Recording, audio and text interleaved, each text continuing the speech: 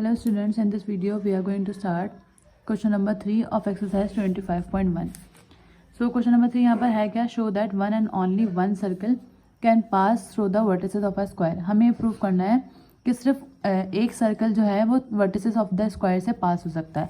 अगर हम स्क्वायर की बात करें तो स्क्वायर क्या होता है, स्क्वायर इस तरह से होता है और हमें ये प्रूव करना है कि इसके वर्टिसेस से, ये वर्टिसेस है, सिर्फ एक ही सर्कल जो है वो पास हो सकता है. तो सबसे पहले हमने क्या करा, डायग्राम बना ली, स्क्वायर बनाया और वन सर्कल बना दिया कि वन सर्कल ही पास हो सकता है.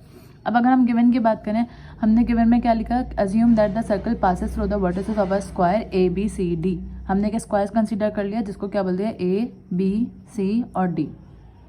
देन हमें प्रूफ क्या करना है, only one circle can pass through the vertices of a square A B C D, कि एक ही सर्कल पास हो रहा है किससे, vertices of a square A B C. Vertices क्या होता है, अगेन रिपीटिंग, वर्टिसेस ये पॉइंट होता है हमारे पास. हमें सिर्फ ये प्रूव करना है कि इनके वर्टिसेस से सिर्फ एक सर्कल पास हो सकता है और वो स्क्वायर क्या है, ए बी सी डी. अब अगर हम कंस्ट्रक्शन की बात करें, हमने कंस्ट्रक्ट क्या करा, इसको प्रूव करने के लिए हमने क्या करा, पी क्यू और आर एस ड्रॉ कर दिया. पी क्यू और आर एस किस तरह से ड्रॉ करा कि पी क्यू इस तरह से वर्टिकल और आर एस जो है वो हॉरिजॉन्टल जो है वो परपेंडिकुलर ड्रॉ कर दिया. P Q and R S perpendicular bisector of A B C D and B C A D.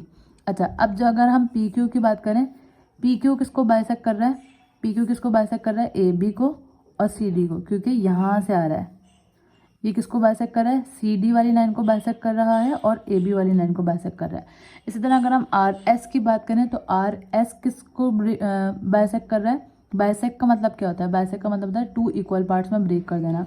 तो ए डी को बायसेक्ट कर रहा है कौन सी वाली लाइन, आर एस वाली लाइन, और बी सी को बायसेक्ट कर रही है आर एस वाली लाइन.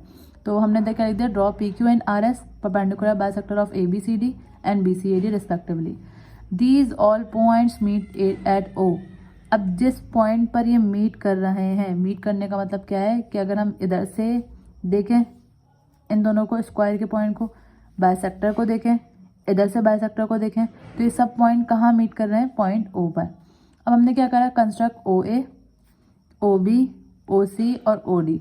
तो जहाँ पर ये दोनों बायसेक्टर यानी कि ये वाला पॉइंट और ये वाला पॉइंट, जैसे हमने सबसे पहले क्या करा, ये ड्रॉ करा, उसके बाद परपेंडिकुलर गिराए थे, एक इधर से वर्टिकल और एक हॉरिजॉन्टल. जहाँ पर ये वर्टिकल और हॉरिजॉन्टल पॉइंट लाए कर रहे हैं वो कौन सा पॉइंट बोल दिया हमने, जहाँ पर ये मीट कर रहा है उसको पॉइंट बोल दिया ओ. कंस्ट्रक्शन स्टेप बाय स्टेप करेंगे तो ये पॉइंट क्या हो गया, ओ पॉइंट हो गया. देन इसके बाद हमने क्या ड्रॉ कर दिया, क्योंकि ये ए बी सी डी है तो हमने ओ से ए ओ सी मेजर कर दिया, ओ सी ड्रॉ कर दिया, ओ से बी ओ बी ड्रॉ कर दिया, ओ से ए ओ ए ड्रॉ कर दिया और ओ से डी ओ डी ड्रॉ कर दिया. तो हमने क्या लिख दिया, these all point meet at O, construct O A. हमें कंस्ट्रक्शन में क्या करना है, ओ ए कंस्ट्रक्ट कर लेना है, ओ बी कंस्ट्रक्ट कर लेना है, ओ सी कंस्ट्रक्ट कर लेना है और ओ डी कंस्ट्रक्ट कर लेना है. देन इसके बाद हम क्या करेंगे, अब हम बात करते हैं स्टेटमेंट्स की और रीज़न की, मतलब हम ये प्रूफ किस तरह से करेंगे. तो सबसे पहले स्टेटमेंट क्या है, all the points of P Q R equidistance from A B and C D. अगर हम पी क्यू पॉइंट की बात करें, पी क्यू पॉइंट यानी पी से लेकर क्यू तक के पॉइंट में जितने भी पॉइंट आ रहे हैं, जैसे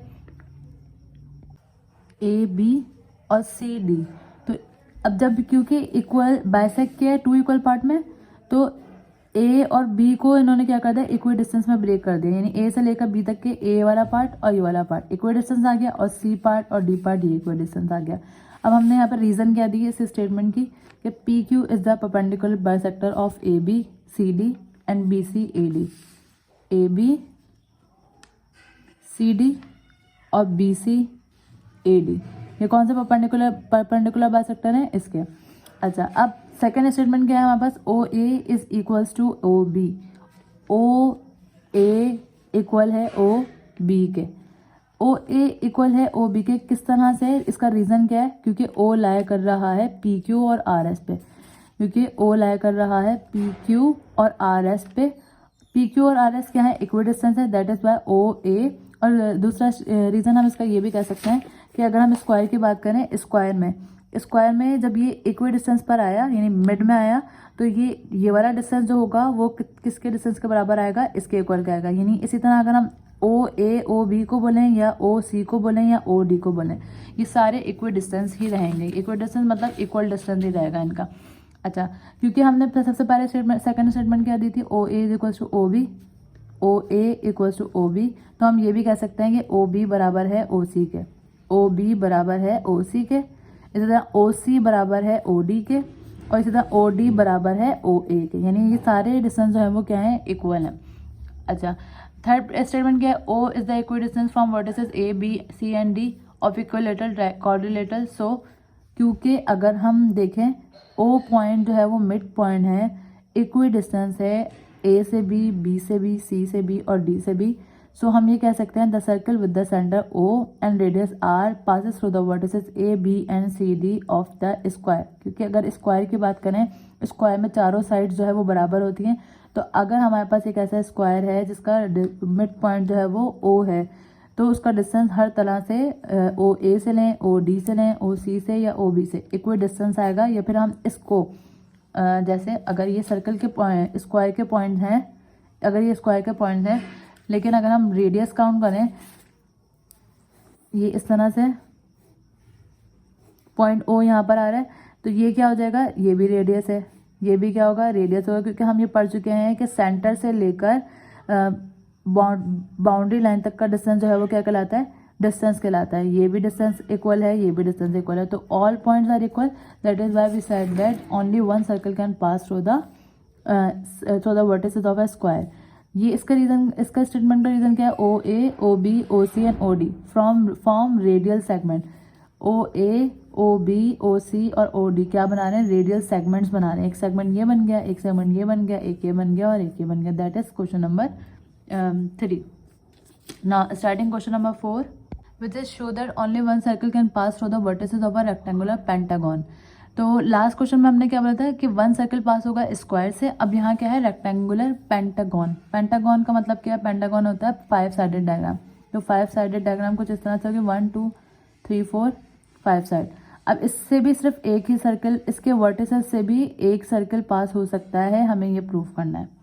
तो इसके लिए हम क्या करेंगे, जब हमारे पास स्क्वायर था तो हमने एक परपेंडिकुलर इस तरह से बाइसेक्टर इस तरह से ब्रेक करा था, बाइसेक्ट किया था, और एक इस तरह से करा था। अब क्योंकि यहाँ पर क्या है, पेंटागन है, तो पेंटागन में हम क्या करेंगे, पेंटागन में एक इस तरह से आएगा, एक इस तरह से आएगा, ये हो गया एक। इधर बाइसेक्टर भी कितने होंगे, 5 होंगे, तो 1 2 3 4 और 5 परपेंडिकुलर हमने इधर बाइसेक्ट कर दिए। अब इनको हम नेमिंग दे देंगे, जैसे P Q R S T U V W X Y, या कोई भी नाम हम दे सकते हैं। यहाँ पर किससे रिप्रेजेंट किया हुआ है, P S Q B R C E T, और यहाँ पर पी, यहाँ से एक पॉइंट मिस हो गया है विच इज़ ए। अच्छा, अब स्टार्ट करते हैं हम क्वेश्चन। तो सबसे पहले हमें गिवन क्या है, assume that the circle passes through the vertices of a rectangular pentagon A B C D. हमने एक पेंटागन कंसीडर करा जिसको हमने क्या बोलते हैं, ए बी सी डी, यहाँ पर क्या आ जाएगा ई। एक पेंटागन बनाया, उस पेंटागन के हमने वर्टिसेस क्या बोलते हैं, ए है, बी है, सी है, डी है और ई है। इस पेंटागन को ड्रॉ करने के बाद हमें प्रूफ क्या करना है, proof only one circle can pass through the vertices of a square. Square नहीं आएगा, यहाँ पर आएगा रेक्टेंगुलर पेंटागन, क्योंकि अब अभी हम क्या पढ़ रहे हैं, रेक्टेंगुलर पेंटागन। हमें ये प्रूव करना है कि सिर्फ एक ही सर्कल पास हो सकता है इस रेक्टेंगुलर पेंटागन से, और ये रेक्टेंगुलर पेंटागन क्या है, ए बी सी डी ई। अब कंस्ट्रक्ट क्या करना है, हमें कंस्ट्रक्ट करना है एस डी, यानी एस ये डी, इस तरह टी और ई, पी और ए, क्यू और बी, और इस तरह आर सी यानी कि आर सी। परपेंडिकुलर बनाया बाइसेक्टर ऑफ, किसके बाइसेक्टर है ये, ए बी, यानी इसने किसको बाइसेक्ट करा है, ए बी को इक्वल पार्ट में, बी सी को इक्वल पार्ट में, सी डी को इक्वल पार्ट में, डी ई को इक्वल पार्ट में और ए ई को इक्वल पार्ट में। यानी ये जो हम बाइसेक्टर बनाएंगे, ये हम किस तरह से बनाएंगे, ये इक्वी डिस्टेंस होना चाहिए, क्योंकि इक्वी डिस्टेंस का मतलब क्या होता है, बाइसेक्ट करना है 2 इक्वल पार्ट में।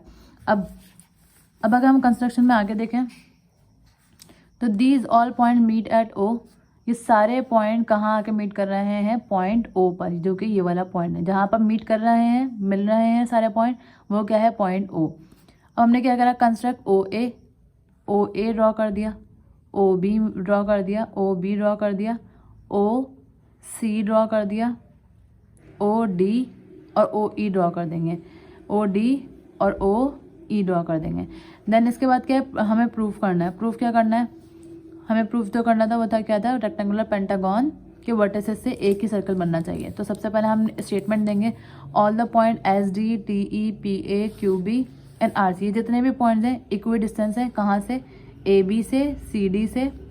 ए बी का इक्वी डिस्टेंस है क्या, एस डी, एस डी कहाँ है मेरा, एस और डी, ये सारे अगर हम ए बी तक का डिस्टेंस दिया है वो भी इक्वी डिस्टेंस है, सी डी तक का डिस्टेंस दिया है वो भी इक्वी डिस्टेंस है, डी ई का डिस्टेंस दिया है वो सब इक्वी डिस्टेंस है। यानी ये जो ये पॉइंट्स हैं ये सारे क्या हैं, इक्वी डिस्टेंस है। और इस तरह से भी इक्वी डिस्टेंस है और ओ से भी इक्वी डिस्टेंस है। यानी अगर ओ से ए तक को मेजर करेंगे तो भी सेम डिस्टेंस आएगा, ओ से बी को मेजर करेंगे तो भी सेम पॉइंट आएगा।